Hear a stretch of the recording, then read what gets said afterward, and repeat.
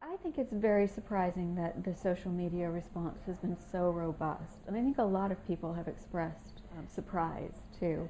One of the things that's most frequently brought up is the fact that back in February of this year, Boko Haram actually killed 60 Muslim school boys, and Muslim and Christian school boys, in their beds. They burned them alive, and the people who tried to escape were hacked to death with machetes on the school lawn. When these girls were first kidnapped back in mid-April, it caused barely a stir. I think NPR carried something and Al Jazeera carried something. That was about it. And it wasn't until the social media aspect really took off, when a lot of celebrities started tweeting it, that people became aware and really reacted strongly.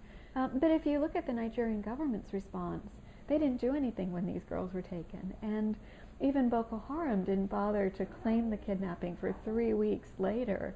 And you can really see a sort of an attitude of surprise on their part that anybody really cares about this.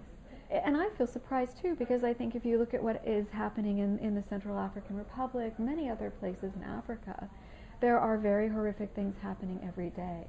And it's really hard to tell why this particular incident has captured the imaginations of Americans the way that it has.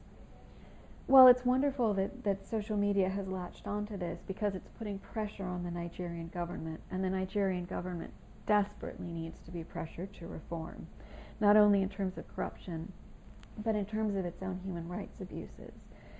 One of the big problems has been that the Nigerian government in the north has killed almost as many people as Boko Haram has killed, because its response to the insurgency has been so brutal. At the same time, I think the more attention the kidnapping gets, in a way, the more encouragement Boko Haram will receive. They're not going to be intimidated by the Twitter sphere. They're not going to feel, oh wow, we better, reform our behavior because American women think that we're beasts or cats. And if anything, I think that the leader of Boko Haram, who comes across as quite egomaniacal, might actually feel encouraged to kidnap more women, because he's realized at this point that if he does that, it really generates controversy and press. And so I would actually expect them to try to step up this kind of attack as a result of the attention that it's getting.